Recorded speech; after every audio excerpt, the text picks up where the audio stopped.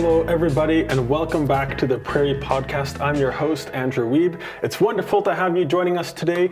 Once again, no matter who you are, what your connection is with Prairie, whether it's direct or indirect, we are excited to have you join us today.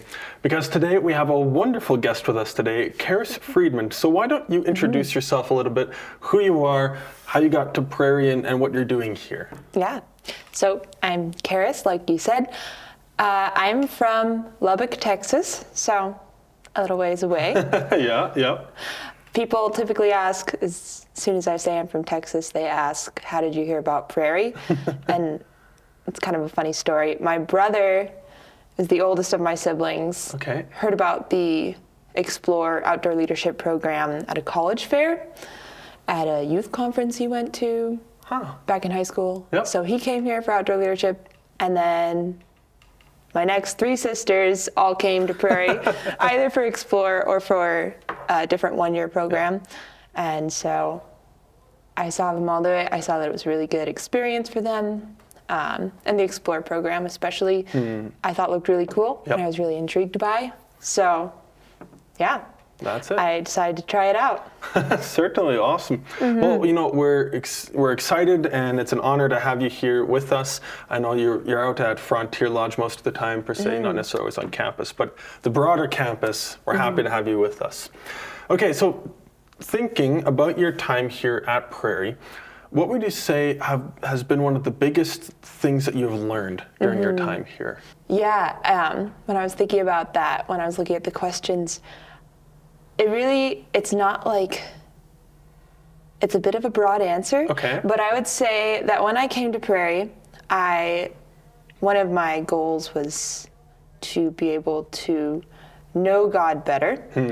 And I think at the time I was thinking in a very intellectual way, to know more about God, to know more about the Bible. And while I really have grown in that way, God has surprised me in fulfilling that goal, in teaching me to know him better as a person and really relate to him as a person, as a friend, and as my father. And it's the most important thing I could learn while being here, I think. Yeah, and I don't think it's too broad of a statement, because it's a powerful thing to learn and to really grasp the personhood of God and how he interacts with us on a daily basis. Yeah. Okay, I'm curious, maybe stepping into and looking at some fewer ways, or not fewer ways, but some different ways. Are there certain areas that you've grown in during your time here at Prairie, and what might those be? I've definitely been challenged intellectually, like I was saying, just to not take any of the beliefs that I came with about life in general, or about God, or about the Bible, not to take those for granted, but to really figure out what is the reason that I believe this. Yeah. What is the truth behind this?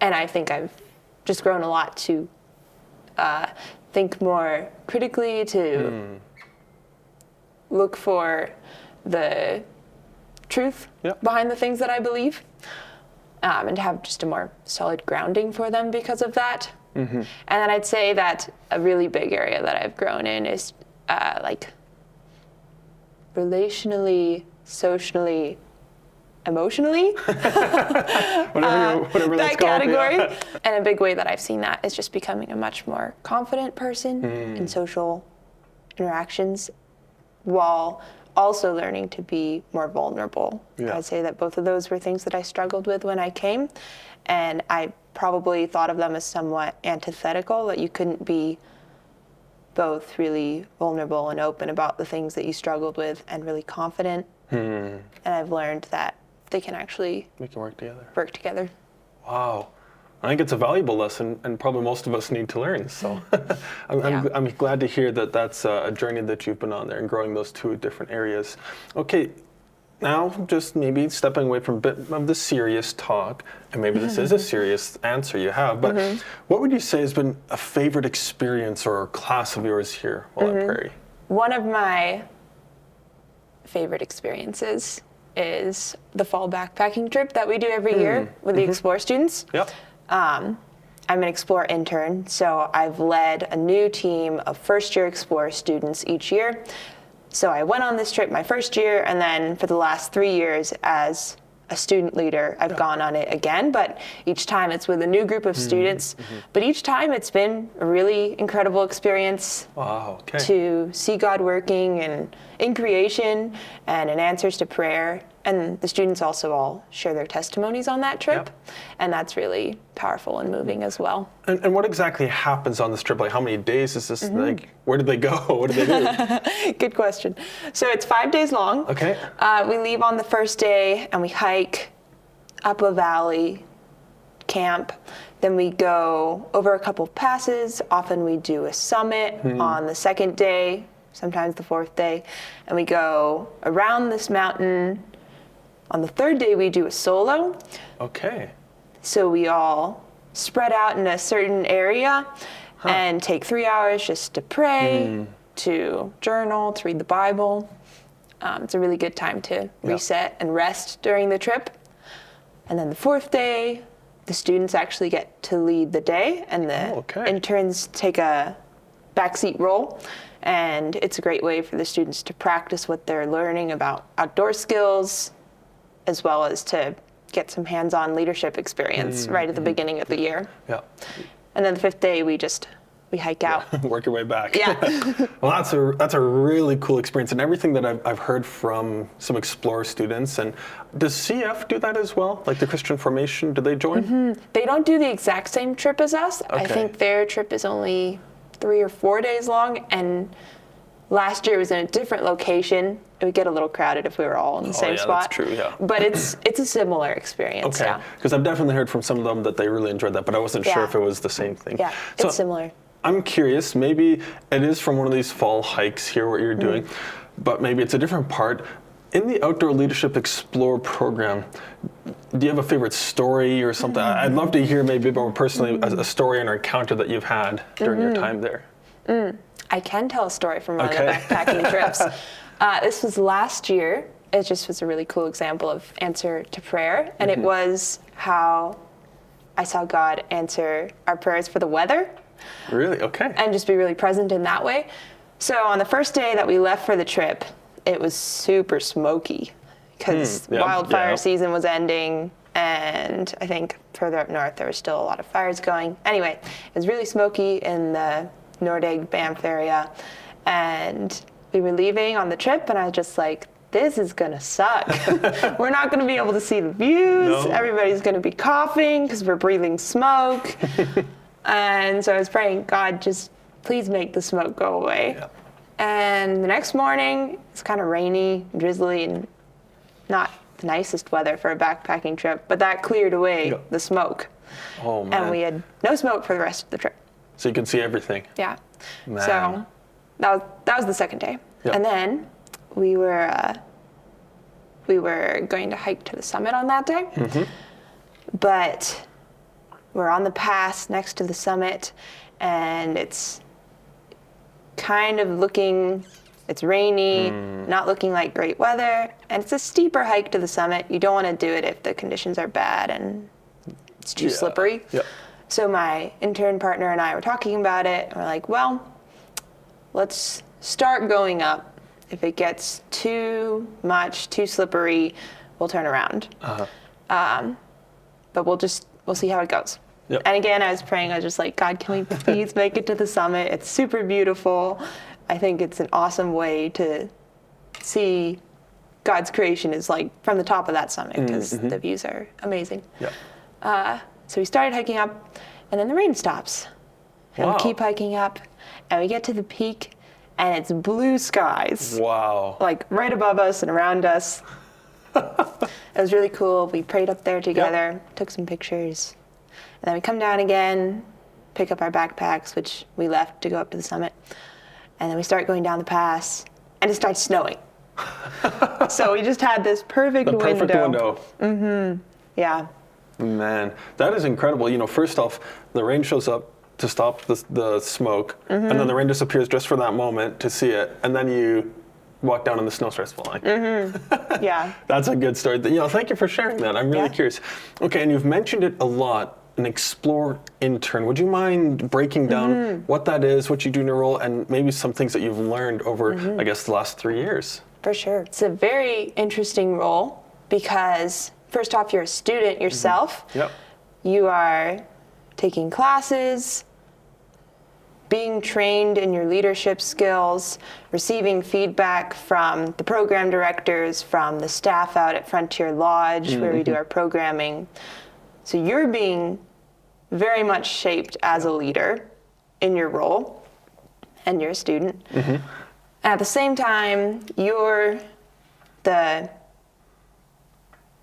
I guess you could say, like, the first direct authority over the students, the Explore One students. Yep. It's kind of like an impact leader in some ways, but there's also a lot more, because we are instructors for the first year students. We teach them backpacking, as well as mountain biking or rock climbing, ice climbing, some of the skills. Yeah. And we also lead spiritual focuses, which are like daily devotionals during those times. We're group facilitators for the students during the adventures. So we're debriefing them and helping them to learn from the outdoor experiences and helping to form them together as teams and to learn to work together as teams. Yeah. And then there's like the more impact leader side of the role, where we're mentoring them, doing one-on-ones, and really helping individuals grow and seeing where we can step into that and offer them encouragement. That's a really cool role, and sounds like a wonderful opportunity to learn leadership, to learn, I guess, mentoring skills, and probably some of those people skills, even maybe you were mentioning earlier, just about being confident and vulnerable. You have to have both in that position, probably, because you're position of authority while also trying to be a gentle leader, probably too, and like, taking care of these people. So that's really cool, actually. Thanks for sharing. And you mentioned some of like the fun different skills. Do you have a specific one that you really like teaching or doing yourself? Maybe they're different. Yeah, I really love mountain biking. Okay. When I first came, it was probably the skill that scared me the most. Because it's like, I'm riding down this steep hill on my bike and I could fall off and get hurt any number of ways. But I've gotten a lot better, and I think it's really cool to take this skill that a lot of people are scared of and show them just how fun it is, how capable they can be in it, and then get them to that spot. Well, certainly. Thanks. I'm always curious because I feel like everyone has a bit of a different one that they really attach themselves to. No, I enjoy everything we do, but that's my favorite. That's the one. I've only done mountain biking once, and I can attest it was a little terrifying when you have, I forget what it's called, where you do the little dip. What is it? The switchback, like a switchback something, and it's on gravel, and it's like, I don't know what I'm doing. So maybe I'll have to come get some lessons over there. You need a second experience. Exactly. I need a second good experience with it, certainly. Okay, I'm curious, for somebody that's interested in coming to Prairie, in particular, taking the Explore Outdoor Leadership Program, what would you say is something that they should know beforehand, or what would you advise them or tell them beforehand? Well, something that I would say for all students is know why it is that you want to come to Bible school and what it is that you want to get out of it. Okay. Is it just like because your parents want you to do Bible school? Is it because you want a solid foundation for your faith? Is it because, I don't know, it's what your friends are doing? But if you know your reason for going, if it's to be challenged intellectually, then you can really, whatever it is, you can pour into that and then get out of it what you put into it. And I'd say that's really true for coming to the Explore program as well. I think a lot of students come in, they're like, oh, it's a fun way to do Bible school because you get to be in the mountains and do all these adventures. But it's a lot more than that. It's a lot of character formation and leadership formation. And you can grow hugely in those areas if you're willing to step into challenge and receive feedback and step out of your comfort zone into in those areas specifically. And I think it's important for people to know that. And it's a good question for a lot of people to ask, as they're preparing, what am I actually trying to get out of this? What are the values? What are the purposes? I think it's a good question.